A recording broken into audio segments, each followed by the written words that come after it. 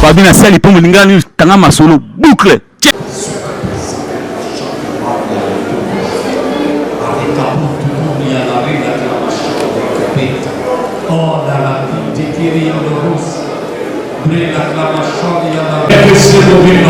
Pour lever ma voix de Bissau en faveur d'Israël, maintenant entouré dans le peuple pour la Bitumba.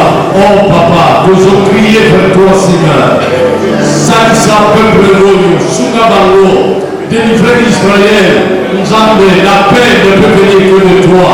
Oh, Jehovah, nous avons prié parce que ça est Tinga au Pesaki Bissau, pour bonner la Pona, Bandekuna Bissau, Yaya la Bissau Israël, et pas Yazakuna, Soukabalo, c'est vrai que nous avons Yoko Yemiamo, ça Sabalo Seigneur, toujours exalté, toujours magnifié, parce que nous avons Tata Malamo, beaucoup Soukabalo, priez la Bissau, et je m'attends à toi, autre que puissant, nous avons eu l'homme Sabalo de la terre, il y a des nous avons eu la Esther, Seigneur, nous avons Zana, Bango Okulanelo, en dépit de nous, l'Ibissa Mabé Bango, l'Ibissa Mabé Israël, c'est notre prière avec action de grâce, nous Seigneur, pour le gloire et louange à toi, Seigneur.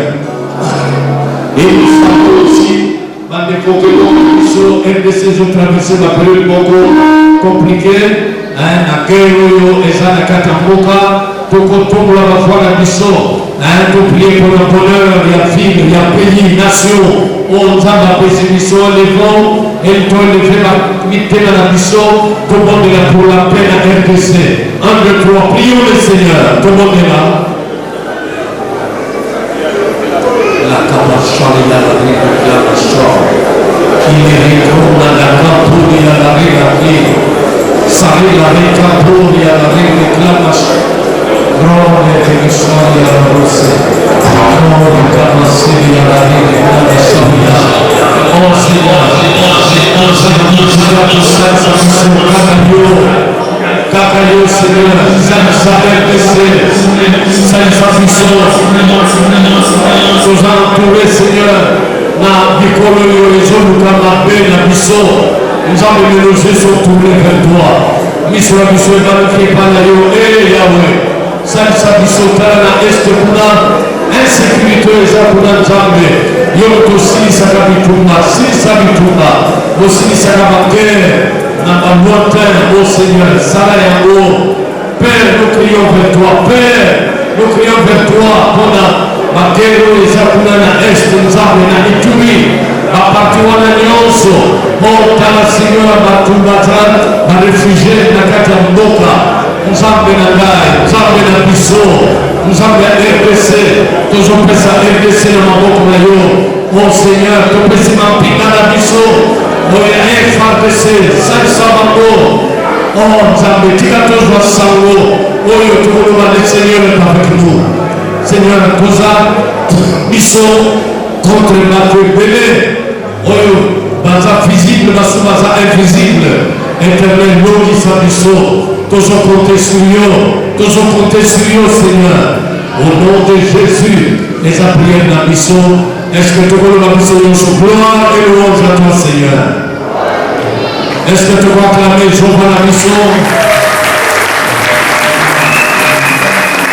Maintenant, tu captionnes ton bon maman, Bik Nayo, Kale Nayo, Mayele Nayo, ton bon maman. Nous avons appris à Mazo, Préception du moment. Na apôtre na ye Samuel Kanyakina topesi esika sikoyo papa que Dieu vous bénisse à vous que Dieu vous bénisse à vous que Dieu vous bénisse que Dieu vous bénisse.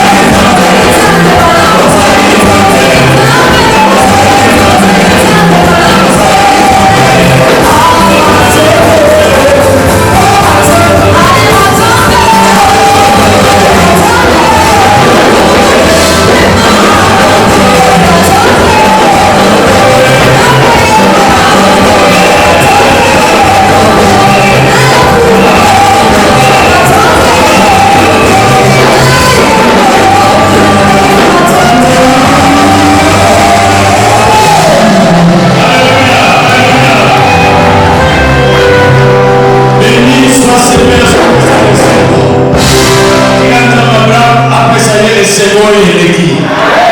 Est-ce que ça vous a là? Montignon sur la presse tigani lobalia apôtre prophète naïe et que vous savez la vie naïe. Tigata va pouvoir avoir besoin de biso, à pouvoir avoir besoin spirituel de biso, à pouvoir avoir besoin matériel de biso, et pourquoi pas pouvoir avoir besoin financier de biso. Est-ce que tout le monde va amen? Toi, tu as besoin de biso.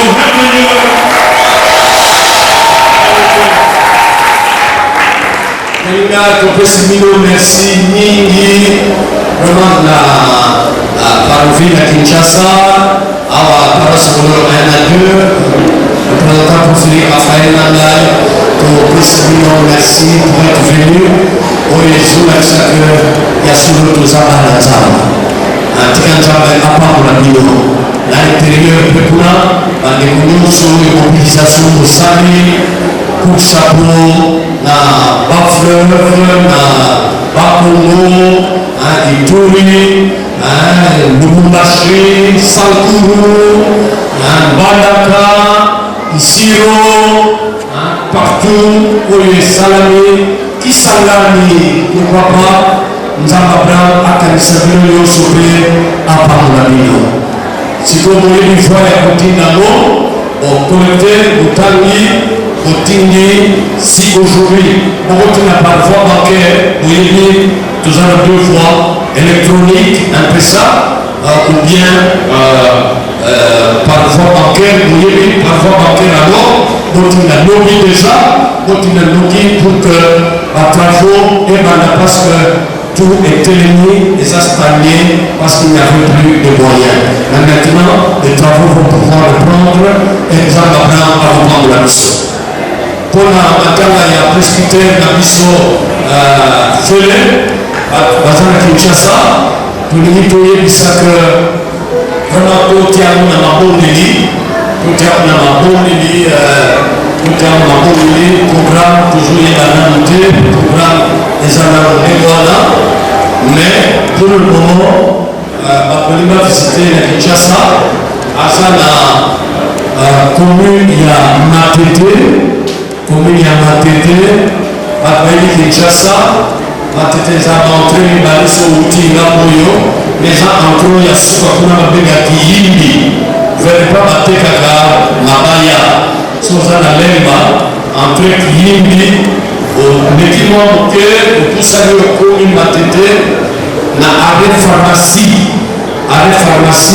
juste l'arrêt pharmacie alors le Dieu arrêt pharmacie pour toute l'église Sainte-Marie-Madeleine à son nom il y a une maison à l'étage en face à l'étage Matete est compliqué en face à l'étage porte-église pasteur Félé à Jean-Wana, moi c'est à Koufati Awa de Kinshasa, il y a le pasteur Félé à Zali Awa, Boutiaï dans la bonne ligne parce que santé n'a pas préservé, s'il vous plaît, tout semble la poulailler, pourquoi pas Zababra, sur la télé à cœur, quelque chose que vous allez bien, pour pas poulailler. Est-ce que vous avez amen?